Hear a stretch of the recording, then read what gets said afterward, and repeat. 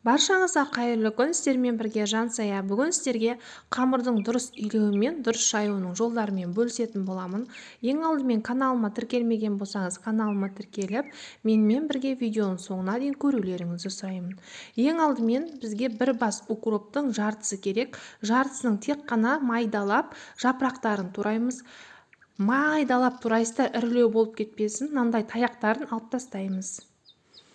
Бөлме температурасындағы су, тұзымызды саламыз, жұмыртқамызды саламыз, ерігенше араластырамыз.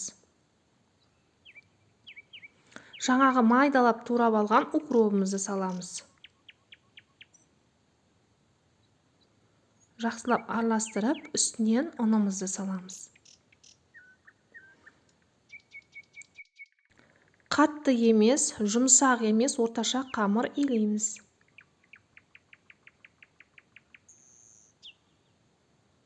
Үйуін қандырып, жақсылап илеп, 5 минутқа қойып қоямыз.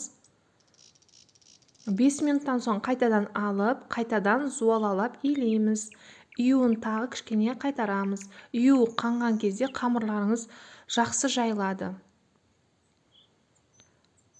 Тағы да бір 5 минутқа қойып қоямыз. 5 минут өтті, енді қамырымызды жаямыз. Бірінші дәл осылай жұдырықтың көмегімен жайып аламыз, себебі оқтауға мүлдем ілінбейді.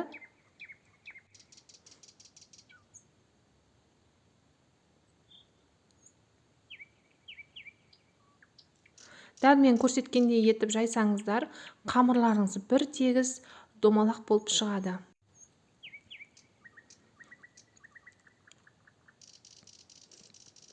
Енді оқтаудың көмегімен жаямыз.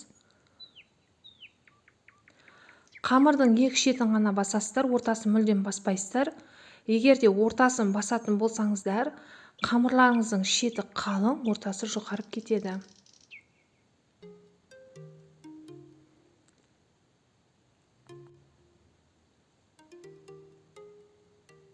Егер де қамырларыңыздың шеті қалыңдап кетсе, дәл осы әдіспен шетін жұқартып алсаңыздар болады. Айналдыра дәл осылай шет-шетін басып шығасыздар. Сонымен қатар менің каналымда жақсы рецепттер бар.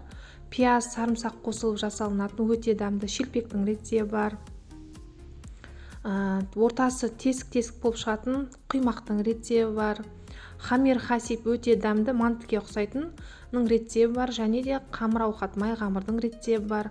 Қамырдың дұрыс жаюдың басқаша жолдары да бар тағы да. Яғни укроп қосылмаған түрі бар. Каналыма кіріп көрсеңіздер, неше түрлі рецепттер бар. Банка жабу барлығы бар. Каналымның одан ары дамуына септігіңіз тигізіп, қазақша каналды қолдап, төменге пікіріңізді қалдырып, осы видеоны туғандарыңызға, туысқандарыңызға жіберіп, бөлісіп отырсаңыз. Міне көріп тұрғандарыңызда дәл осы әдіспен жаятын болсаңыздар, бір тегіс топ-томалақ әдемі боп жайылып шығады.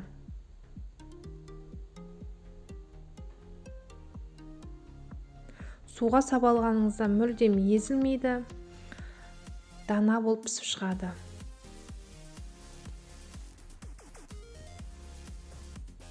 Дәл осы рецепті мантыға, пельменге пайдалансаңыздар да болады.